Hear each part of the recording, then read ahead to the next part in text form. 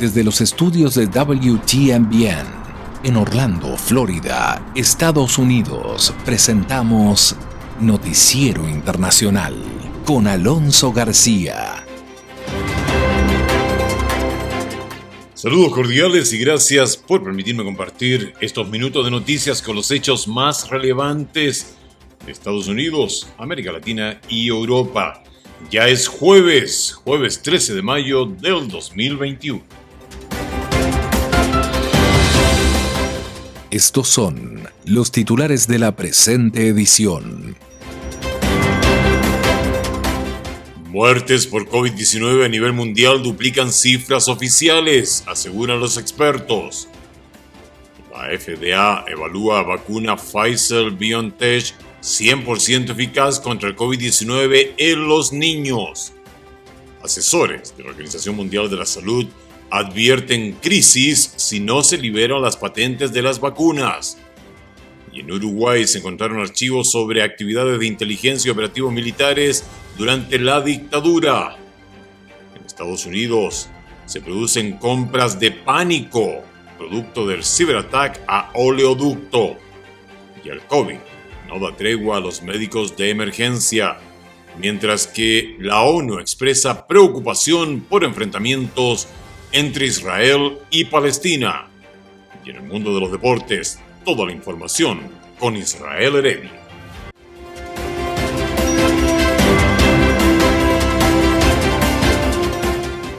Estamos presentando Noticiero Internacional. Un recorrido por los acontecimientos que son noticia en Estados Unidos, América Latina y el mundo. Este es el momento indicado para quedar bien informado. Vamos a los hechos. Gracias, Juanjo Verone. Vamos de inmediato con el desarrollo de las noticias. Oficialmente se reporta que el COVID-19 ha cobrado la vida de más de 3 millones de personas a nivel mundial. Sin embargo, y ponga usted mucha atención en esto, un nuevo análisis de datos recopilados por el Instituto de Métricas y Evaluación de la Salud de la Universidad de Washington indica que la cifra real es más del doble. Tenemos el informe desde Los Ángeles, en Estados Unidos, con Verónica Villafañe. Millones de personas alrededor del mundo murieron a causa del COVID-19. La pregunta es, ¿cuál es la verdadera cifra? Johns Hopkins están reportando 3.3 millones. Nosotros estimamos que son 7 millones de defunciones por COVID. El doctor Rafael Lozano es director de Sistemas de Salud del Instituto de Métricas y Evaluación de Salud de la Universidad de Washington, que analizó cifras oficiales basadas en el número de pruebas realizadas.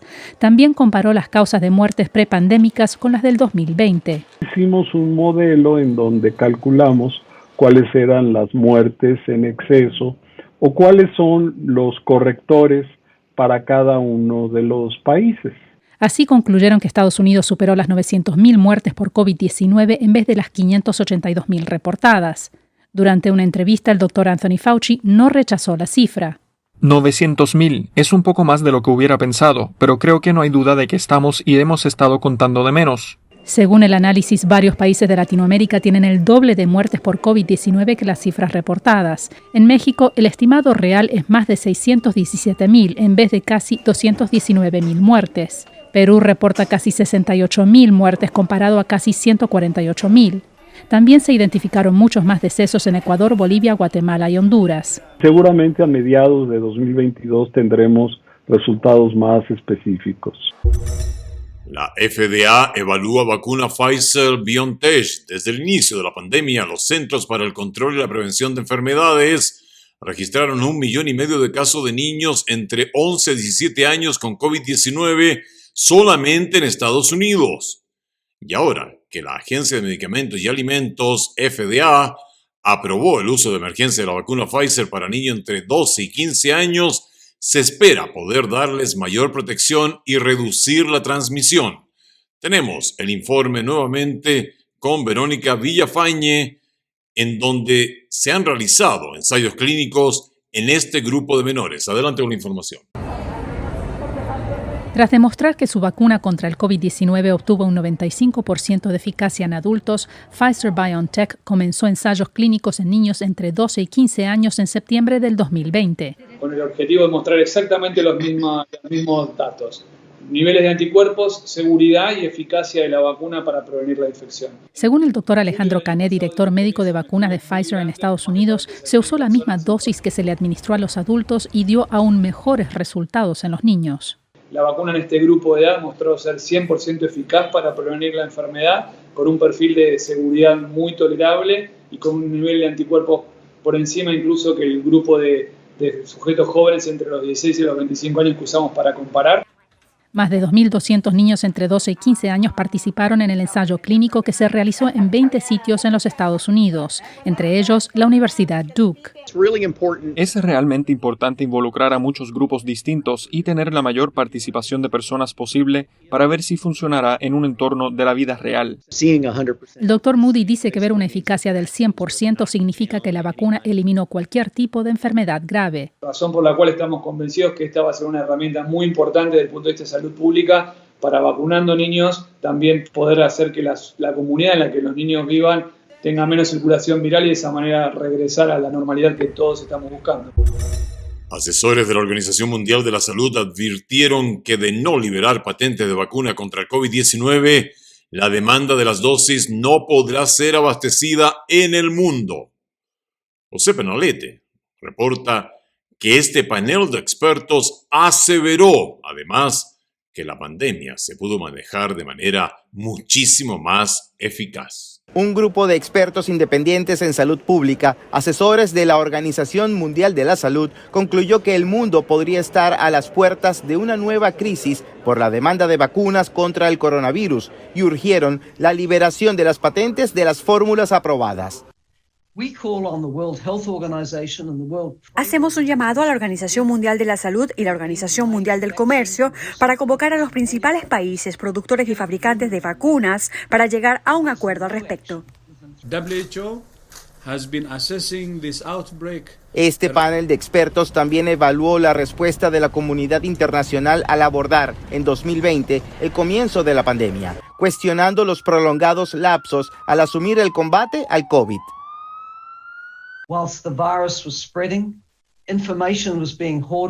Mientras se propagaba el virus, se acumulaba información y se demoraban las decisiones. Mientras, se esperaban las respuestas a los laboriosos intercambios de correos electrónicos oficiales. A medida que la información comenzó a llegar a la OMS, la organización no estaba suficientemente capacitada para investigar, validar y luego confirmar rápidamente qué estaba ocurriendo con el peligroso brote. Los asesores calificaron de desastre continuo lo ocurrido y concluyeron que se pudo haber prevenido el brote con un manejo eficiente y sin demoras en la preparación de respuestas. Pasamos a otro ámbito de la noticia. En Uruguay se encontraron archivos sobre actividades de inteligencia y operativos militares durante la dictadura y fueron entregados al fiscal general de la Nación. Desde Montevideo tenemos a nuestro corresponsal, Leonardo Lucy. 6 libros y 2 carpetas, 1.650 folios en total, fueron encontrados en la sede de la Unidad de Artillería número 5 de Montevideo, dentro de una caja en un lugar que en años de la dictadura funcionó un calabozo donde se detenía y torturaba a guerrilleros y a presos políticos. La última dictadura cívico-militar gobernó Uruguay entre los años 1973 y 1985. Aún hoy hay juicios contra violadores de los derechos humanos y se buscan los cuerpos de personas detenidas que en aquel entonces fueron desaparecidas. Los archivos encontrados refieren a actividades de inteligencia y operativos militares de años de la dictadura y también de cuando ya se estaba en democracia, dijo el ministro de Defensa Nacional, Javier García. Una lectura que yo di es material de inteligencia sobre diferentes organizaciones políticas, instituciones del Estado, sindicales, etc. El ministro, tras reunirse con el presidente Luis Lacalle Pou, anunció que toda información que se reciba será canalizada para ser investigada. ¿Cuál es nuestra voluntad política e institucional dentro de esa transparencia y esa coherencia. Nosotros queremos que esta información sea pública. Los archivos militares encontrados fueron entregados al fiscal de corte, Jorge Díaz. Yo creo que tiene muchísima información de hechos ocurridos dentro e incluso fuera del país. La información también fue entregada a la Institución Nacional de Derechos Humanos y a la Organización de Familiares de Detenidos Desaparecidos en Dictadura.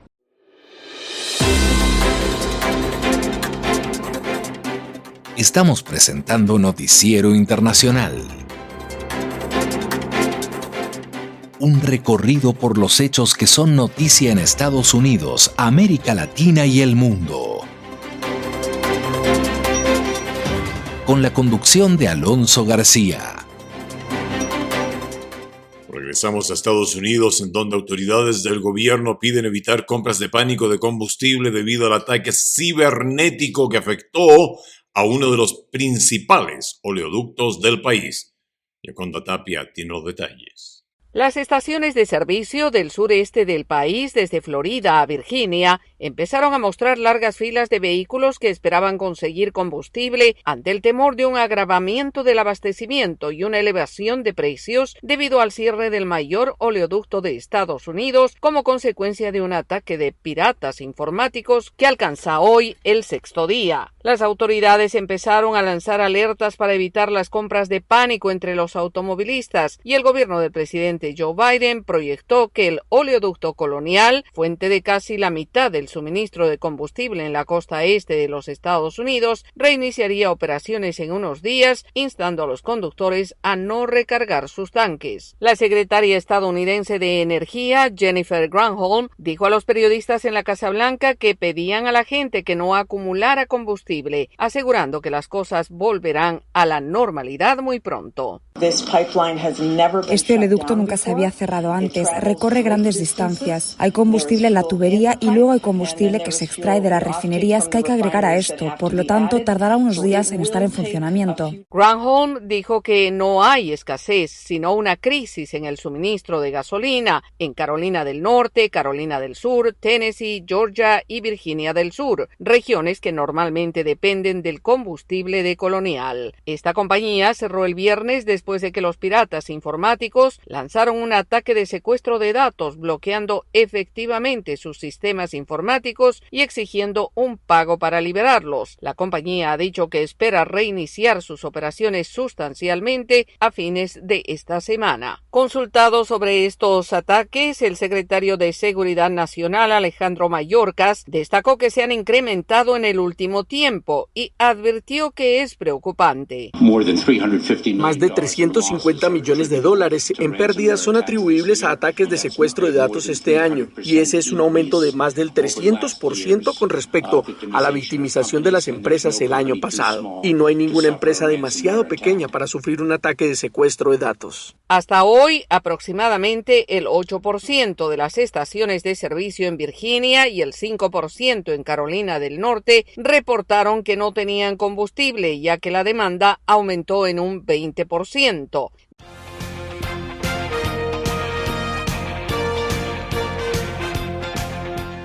Pasamos ahora al mundo de los deportes con Israel Heredia, desde Orlando, Florida.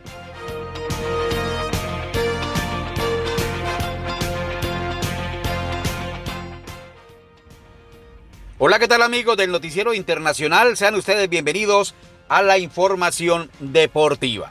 Vamos a comenzar con lo que está sucediendo en el fútbol de España, ya que el Atlético de Madrid hizo su tarea y ha derrotado 2-1 a la Real Sociedad, quinto en la tabla general de posiciones, por 2-1. Carrasco al minuto 16 y Correa al 28 fueron los autores de los goles de la victoria del equipo colchonero. Por su parte, Subeldía descontó para la Real Sociedad. Con esta victoria, el equipo del Atlético de Madrid llega a 80 puntos y se encamina finito para conseguir el título de la versión 2020-2021. En otros resultados, el Sevilla también ganó 1-0 al Villarreal, mientras que el Huesca consigue una victoria frente al Bilbao. De esta manera, pues queda pendiente lo que sucederá en las próximas 2 fechas en donde el Atlético de Madrid tiene todavía un partido en condición de localía que le puede dar tranquilidad. En lo que tiene que ver con el fútbol de Italia, hay que decir que el equipo de Atalanta sigue volando y le ha ganado 2-0 al equipo italiano, uno de los que están de la tabla hacia abajo, media hacia abajo, el Benevento, y con este resultado pues sigue aferrado al segundo lugar. Obviamente que para conseguir el título está todavía complicado, teniendo en cuenta de que ya la liga italiana está llegando a su fin, y para completar, el superlíder, el Inter, ha ganado a la Roma 3-1. Esto es lo que tiene que ver también con el fútbol de Italia. En otras informaciones vamos hasta la ciudad de Orlando, porque el señor Da Silva, Augusto Da Silva, quien es el dueño del equipo del Orlando City, ha dado a conocer una noticia de última hora en el sentido en que el equipo está siendo negociado y que en el transcurso de los próximos meses seguramente será vendido, de acuerdo a versiones que ha dado el propio dueño del equipo en la tarde de este día miércoles. La información tiene que ver con otros datos que se dan en el sentido de que Orlando City, que pertenece a la MLS, lo mismo que el Orlando Pride, y todos los pasivos pasivos y activos del equipo pues serán entregados a la familia Wilk, que continuará impulsando al Orlando City a nuevas alturas y guiará al equipo hacia una nueva fase, ha indicado el brasileño Da Silva, en lo que tiene que ver entonces con este tema que ya se venía manejando de tiempo atrás,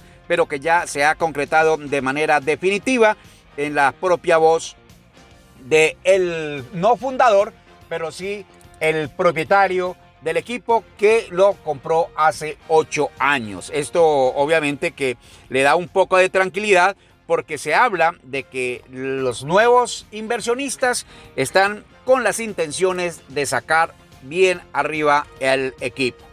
Vamos ahora con informaciones del baloncesto de la NBA, la tan esperada vuelta de uno de los jugadores más importantes del baloncesto de los Estados Unidos, LeBron James, quienes habían indicado que estaría de regreso este día miércoles, pues se quedaron esperando el regreso del jugador, que no se ha dado todavía. Sin embargo, Los Ángeles Lakers le ganan 101-99 a los Knicks de Nueva York y siguen peleando posibilidades de clasificar a la postemporada. De otra parte, los Bucks le ganaron 114-102 al Orlando Magic, mientras que los Nets no creen en nadie y consiguen una victoria 115-107 frente a los Toros de Chicago. Señoras y señores, hasta aquí la información deportiva. Les acompañó con mucho gusto su amigo de siempre, Israel Heredia.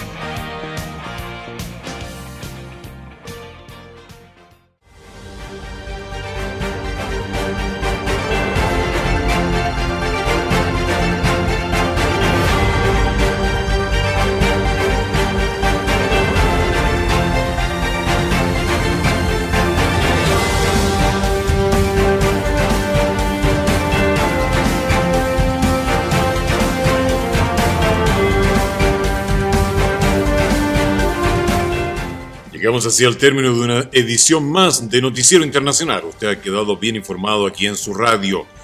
Agradecemos el apoyo brindado por la Broadcasting Board of Governors de USA Agency for Global Media, con corresponsales en los lugares de los hechos. Esta es una producción de la WTMBN, presentada a usted por Latino Tuner. A nombre de todo el equipo le deseamos un maravilloso día.